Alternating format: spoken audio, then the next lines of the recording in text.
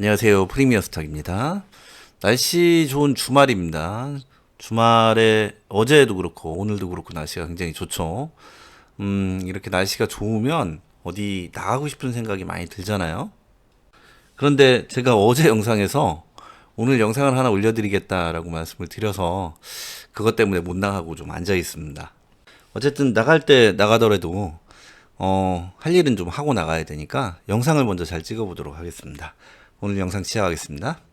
제가 어제 영상에서 제주 반도체를 말씀을 드렸죠. 금요일에 이제 상한가 종목들이 좀 많은데 상한가 종목들이 아무리 많아도 이 종목들이 전부 다 주도주가 될 수는 없습니다. 상한가 종목들 중에는 이제 피델릭스가 가장 좋았고 전체적으로는 부국철강이 좀 좋았습니다. 그런데 저는 제 개인적으로는 제주 반도체가 가장 주도주에 어울리는 종목이 아니었나 그렇게 생각이 듭니다.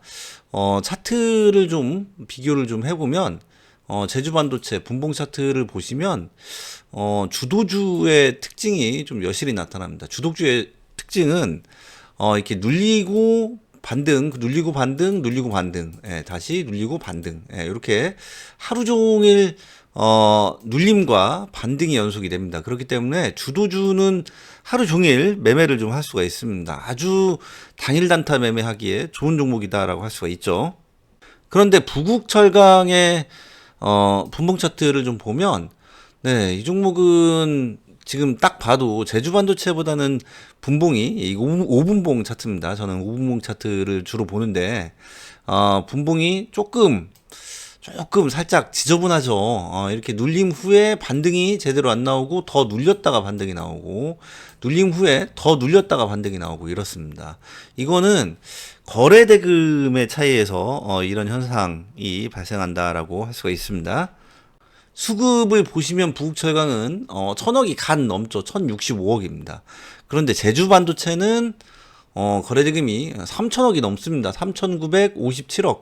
거의 4000억에 가까운 돈이 들어왔기 때문에 제주 반도체가 훨씬 더 안정적인 주가 흐름을 보여준다라고 할 수가 있습니다.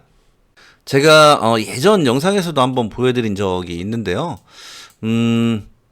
거래대금 상위 이 차트를 보면 거래대금 상위 종목들 15개 종목이 이제 한눈에 보이는데 이 중에서 20% 이상 상승한 종목들을 한번 찾아보시면 네, 제주 반도체가 있습니다. 먼저. 그리고 소룩스가 있죠. 소룩스 같은 경우는 시가갭이 상당히 높습니다. 이 점상으로 시작한 종목인데 오늘은 이 소룩스도 한번 잡아보도록 하겠습니다. 소룩스도 안전한 자리에서 포착되는 그런 조건 검색식을 한번 만들어 보도록 하겠습니다. 그리고 거래대금 상위 이 차트를 조금만 내려보면 네, 21위에 아시안 IDT가 있습니다. 이 종목은 일봉 차트로 한번 보면 어제 상한가 종목입니다.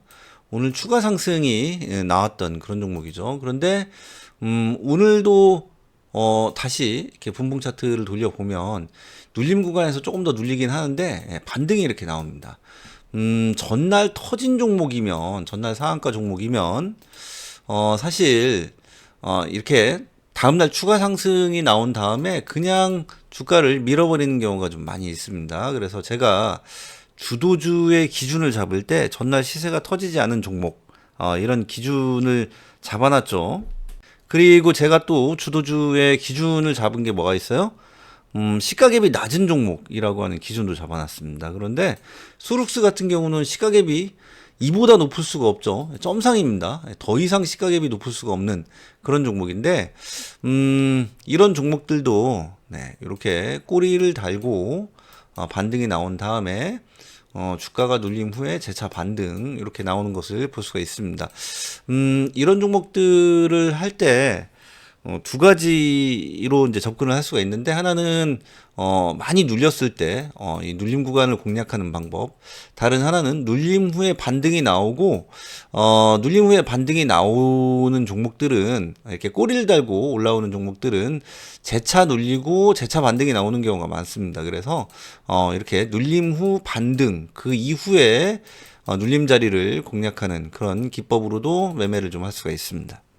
그래서 오늘은 제주반도체, 소룩스, 그리고 가능하면 IDT, 아시아나 IDT까지 포착하는 조건 검색식을 만들어 보도록 하겠습니다. 먼저 설명을 좀 하겠습니다. 제가 당일 주도주의 특징, 어제 영상에서도 설명을 좀 드렸는데요. 당일 주도주, 첫 번째는 시가갭이 높지 않아야 된다라고 말씀드렸죠. 시가갭이 높지 않은 종목. 두 번째, 전날 시세가 터지지 않은 종목입니다. 전날 급등하지 않은 종목입니다. 그런데 제가 이제 좀 전에 보여드렸던 것처럼 소룩스 같은 경우는 시가갭이 굉장히 높죠. 이렇게 시가갭이 굉장히 높고, 아시아나 IDT 같은 경우는 네, 이 종목은 전날 시세가 터졌습니다. 어제 상한가입니다. 그 전날 상한가에 간 종목이라서 이것만 보더라도 이 두 종목은 어때요? 당일 주도주에서 기준에 어긋난다라고 할 수가 있죠. 어쨌든 당일 주도주의 개념, 예, 이 기준을 이렇게 말씀을 드렸고, 다른 이제 추가적으로 다른 기준들을 말씀을 드리면 당일날 어느 정도 상승을 해야 된다라는 거죠. 그러니까 10% 이상 상승한 종목. 그러니까 어느 정도 상승이 나와야 추가로 급등할 수 있습니다.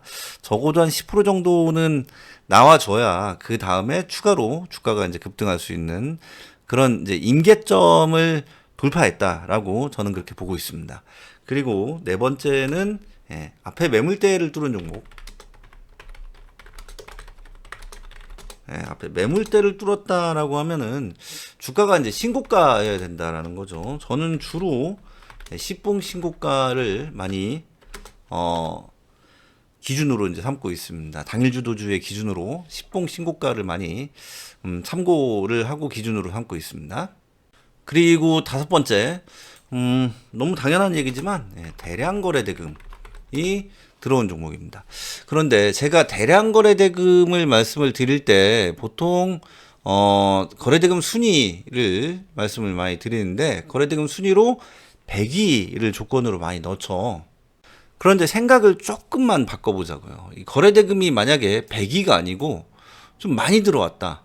예를 들어서 뭐 20위, 25위 이런 식으로 거래대금 순위 자체를 좀 좁혀서 나는 정말 센 종목들만 하고 싶다라고 하면 이렇게 이제 다른 조건들이 있잖아요. 시가갭이 높지 않아야 된다. 전날 시세가 터지지 않아야 된다.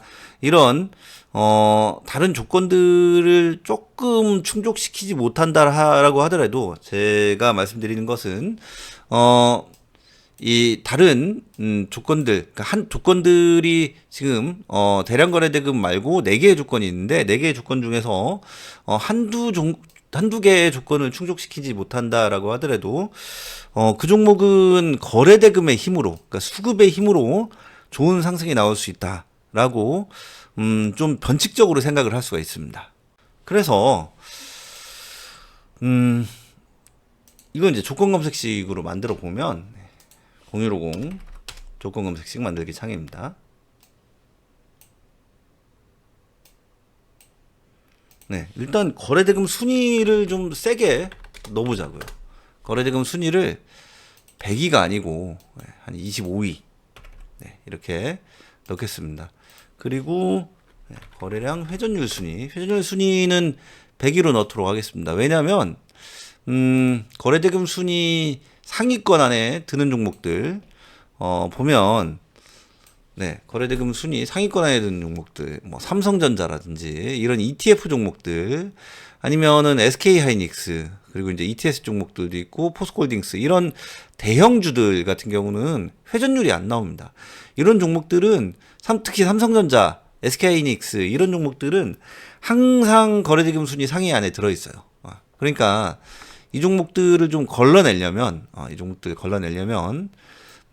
거래량 회전율 순위를 넣어주는 것이 좋습니다. 그래서 거래대금 순위 25위 안에 들어가는 그런 종목들 중에서 회전율이 100위 안에 들어가는 종목들 몇 개가 있나 한번 검색을 좀 해보겠습니다. 12개 종목이 있습니다. 이 중에서 ETF 종목들도 좀 있죠. ETF는 ETN도 그렇고 제외를 좀 하도록 하겠습니다. 불성실 공시기업도 제외를 하시는 게 좋고, 거래정지 정리매매, 뭐 단기과열 종목도 어차피 못합니다. 이런 종목들. 그리고 초저유동성 종목, 그러니까 유동성이 없는 종목들, 굉장히 약한 종목들이다라고 생각을 하시면 됩니다. 이런 종목들도 다 걸러내고 다시 검색을 해보면 7개 종목으로 줄어듭니다. 여기에서 주가 등락률을 이용해서 주가 등락률, 일봉전 종가 대비 영봉전 시가 등락률 4% 이하 이렇게 잡으면